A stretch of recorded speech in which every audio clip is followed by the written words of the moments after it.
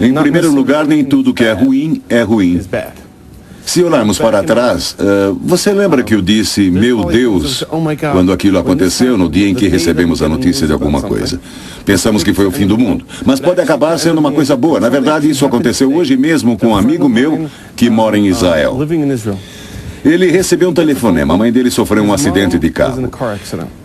Ele foi para o hospital dizendo, meu Deus, ela sofreu um acidente. Eles fizeram exames porque ela tinha acabado de sofrer um acidente de carro. Eles fizeram exames e descobriram que ela tem um tumor no cérebro, o início de um tumor.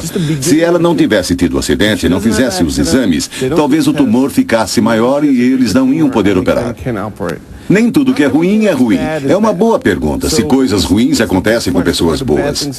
Nem tudo que é ruim é ruim. Às vezes é um obstáculo que nos fortalecerá, que nos levará a um lugar onde descobrimos o que viemos fazer neste mundo. Se somos demitidos do emprego, porque existe um emprego melhor esperando por nós, saímos de um relacionamento, porque existe um relacionamento melhor. Infelizmente, quando uma coisa ruim acontece, nós nos concentramos nele e nos vitimizamos. Em vez disso, devíamos perguntar o que eu posso fazer e como posso aprender com essa situação para o futuro.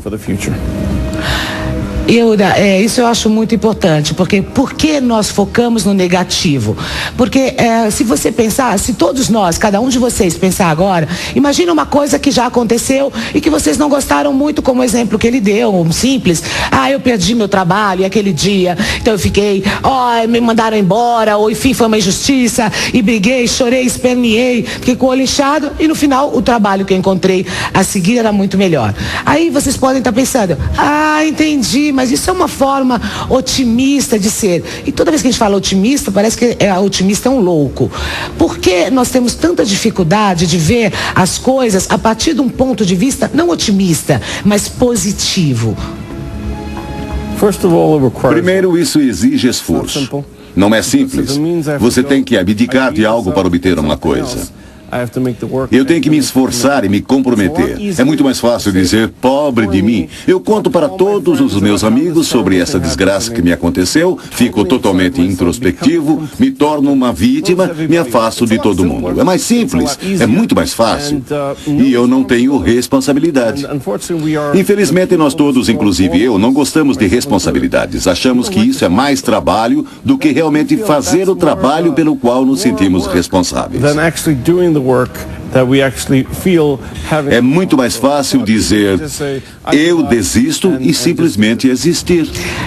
Porque dá muito trabalho quando você sabe que você é o autor da sua história e não a vítima da sua história. Porque sendo a vítima eu posso falar, o Yehuda não fez, o Jonathan, a Kátia, a Mônica. Agora, se eu sou o autor, eu tenho que falar, bem, por que eu não consegui esse resultado? Porque eu não fui suficientemente capaz de criar o resultado desejado. Yehuda, eu vou agora permitir que que a nossa plateia possa, até a Pepita está aqui com a gente. Hoje eu não sabia que você se interessava também por Cabala, que bom, mas eu acho que é uma coisa que deve interessar todo mundo, porque todo mundo está interessado em crescer, não é? Como pessoa e ser mais feliz. Bom, muito bem. Quem quer perguntar alguma coisa para o Yehuda? Aliás, olha, uma coisa muito bacana, Yehuda está em homenagem ao nosso programa, a vocês, tá bom.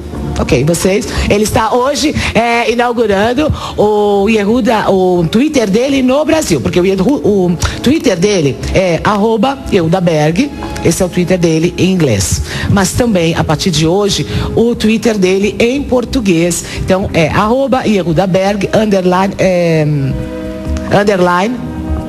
linha baixa, underline, né? Linha baixa, BR. Tá? A partir de hoje, aqui, inauguração, o Twitter do Yehuda em português, não é? Daqui a pouco ele falou que vai twittar as fotos aqui do programa. E ele twita muito. Aliás, depois da pergunta, eu queria só... Pode preparar a pergunta, mas eu queria, complementando o que você disse, coisas boas, coisas ruins acontecendo, eu queria usar o seu próprio exemplo. Você sofreu distúrbio de atenção quando era criança. Como foi isso, Yehuda? Déficit de atenção. Quando eu era pequeno, eu nem sabia que tinha déficit de atenção. Eu não conseguia me concentrar direito na escola. Eu fazia rapidamente o que tinha que fazer e ia jogar basquete e futebol. Eu nem sabia que tinha isso. Mais tarde, com 18, 19 anos, quando estava estudando, fui diagnosticado DDA. Eu podia escolher e dizer, nunca vou ser um bom aluno, nunca vou conseguir me concentrar porque eu sofro disso. Ou, o que foi que eu fiz? Eu criei um sistema para mim. Eu passava uma hora fazendo uma coisa, uma hora para fazer outra coisa, uma hora para outra coisa. Olhando para trás, vejo que eu conseguia trabalhar em 3 livros ao mesmo tempo, ou eu passava a minha manhã respondendo mensagens no Facebook, no Twitter e meus e-mails. Depois disso eu tenho reuniões, depois eu trabalho com conteúdo. Provavelmente, se eu não tivesse DDA, eu não poderia fazer tudo isso.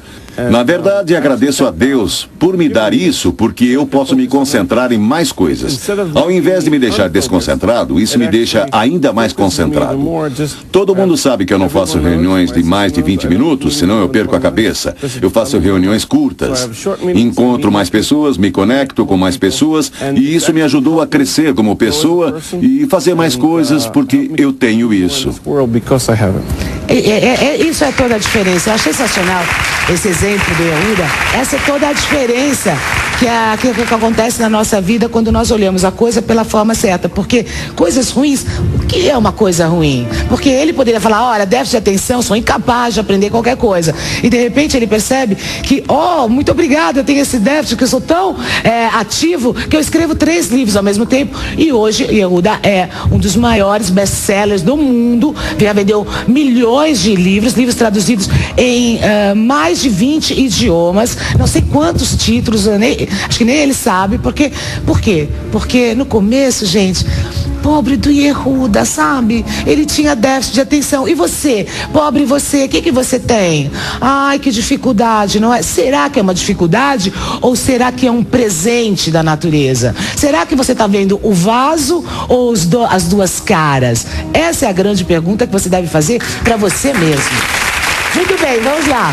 Quem quer falar? Mary Ligre, fala, querida. Queria saber como que a pessoa deve agir quando ela é julgada injustamente. Isso aconteceu com você ou uma injustiça que você fez? Ou aconteceu com você? Já aconteceu também, mas eu já ouvi várias pessoas também com essa dúvida. Uma injustiça que você fez ou você sofreu? Que eu sofri. Eu não fiz e a pessoa fala que eu fiz uma coisa que eu realmente não fiz mesmo, por exemplo.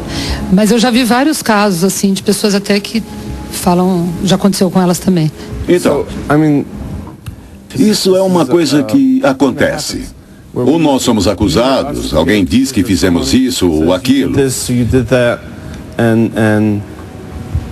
E às vezes nem fizemos nada. Mas se uma coisa dessas acontece, se alguém diz, você fez isso comigo, e alguém diz, você fez aquilo, você disse aquilo, mesmo que seja totalmente inventado, que não seja verdade, você nem falou com aquela pessoa, existe um motivo para aquela pessoa te dizer aquilo. Existe uma mensagem. Esqueça o mensageiro, esqueça sobre quem se fala. Pense, será que você cometeu alguma injustiça com alguém? Você fez aquilo com outra pessoa?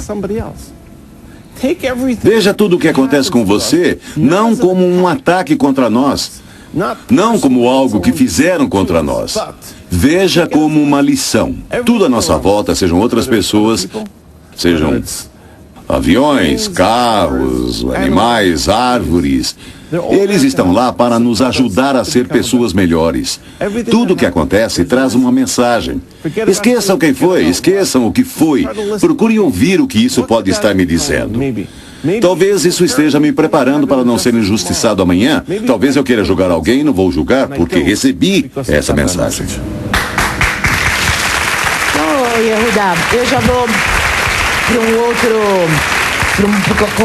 Nesse sentido que a Mary falou, de uma pessoa que se sofre injustiça, então tem uma razão, que é claro que é uma coisa que a princípio ninguém gosta, né, de falar, não fiz isso e tal.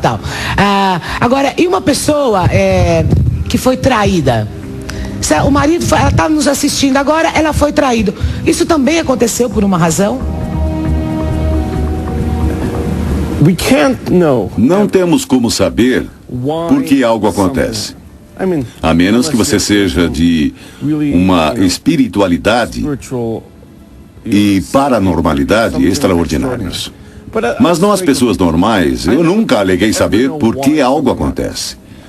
Mas quando acontece, há uma pergunta. Você pode superar ou ficar ali. Muita gente é traída. Alguma coisa acontece e parte da vida delas, parte da essência delas, para ali. Elas continuam existindo, mas param. E a pergunta que devemos nos fazer é: